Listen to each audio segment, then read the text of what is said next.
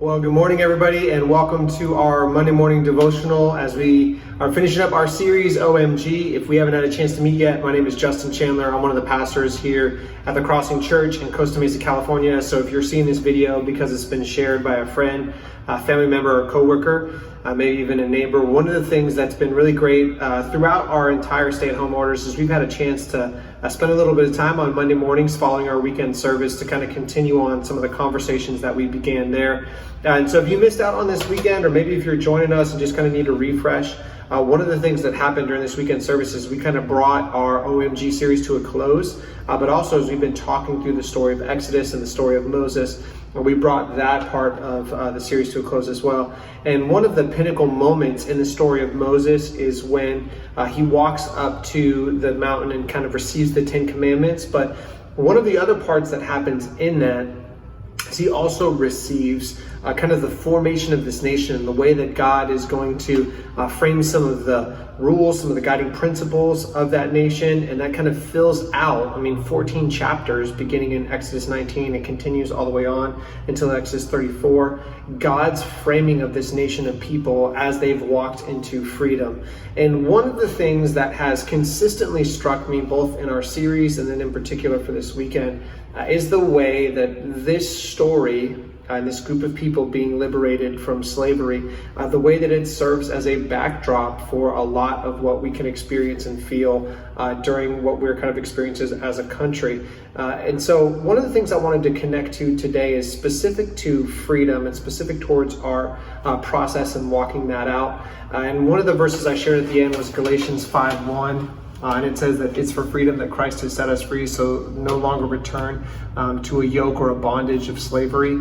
And what I don't want to do is to take some of the things that we perceive about our own struggles or our own misgivings and create a direct correlation to literal slavery that people experienced. So I don't want to create that connection to the people of Exodus, and I don't want to create that connection to slavery in America. But what I do want to say is that so much of what happens in Exodus begins to frame a metaphor that God uses towards people in their progress towards freedom, and that is of slavery. Because if you've ever struggled with something for a really long time, or if you've ever felt like you've been trying to overcome something, it does feel like no matter how many times you try, you feel like you're consistently being pulled back. You find yourself regressing to certain patterns, you feel yourself regressing to certain behaviors, and you can often feel like you're stuck, like you're never going to be able to make it past it.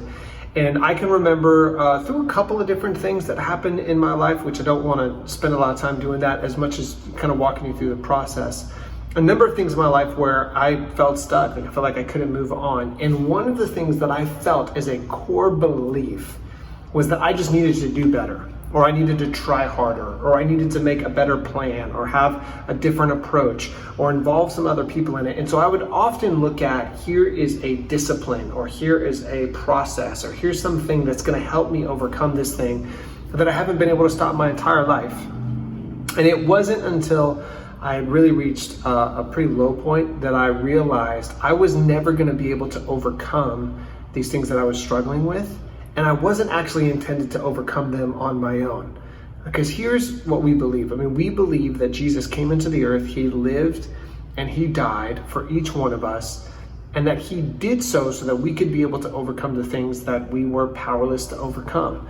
And that's true in every aspect of my life. And so it took me a bit to realize that I had been kind of intentionally not involving God in the process of me walking out towards freedom. Like the way I viewed it was, God sets me free in a moment, and then it's my responsibility to take care of that the rest of the time. But instead, what I've been able to see is that God sets me free in a moment, and then I continue to rely on God as I take steps towards freedom. And so here's my encouragement to you today. Maybe you find yourself struggling. Like maybe there is this thing in your life that you've been struggling with over and over and over again. Maybe there's this area of your life that you don't feel like you can move past. And if you've gotten to the point where you don't know what to do next, you're asking the question like, what do we do now? The question we asked during the weekend service. Or you're asking the question, how am I supposed to live in light of this change, or maybe something that's happening to you?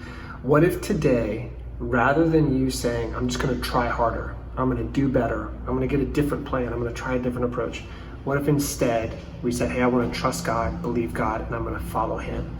And we chose to make that step instead. And so here's going to be my encouragement to you. Take a couple of minutes to find some time to pray and to see how God will invite you to walk into freedom. Have a great day.